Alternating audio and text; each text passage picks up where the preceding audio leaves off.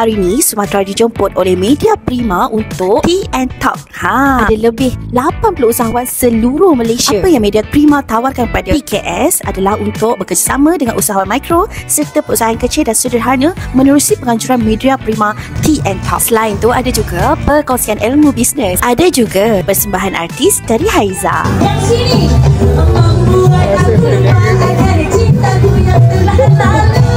Kalau ku pegang kali memintang jauh di sana. Suara jadi tuan.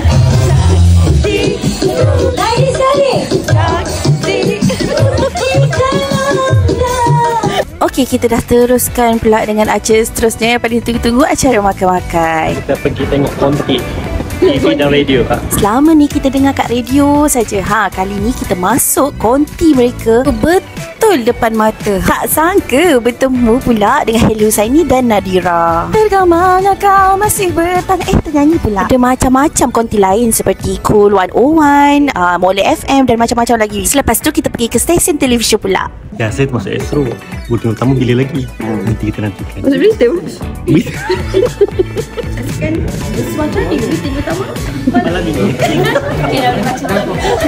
Seronok sangat tu. Selalu tengok pukul 8 berita kan. Ni depan mata je. Sumatera semua kena cerah. Baca tagline Sumatera pun dah baca-baca berita tau. TV apa ni? TV 9. TV 9 boleh lah, murah sikit. Boleh murah sikit. Mampu milik lah. Nombor milik lah. Terima kasih diucapkan kepada Media Prima kerana memberi peluang dan pengalaman kepada Sumatera. So guys, Sumatera semua kena cerah. Bye.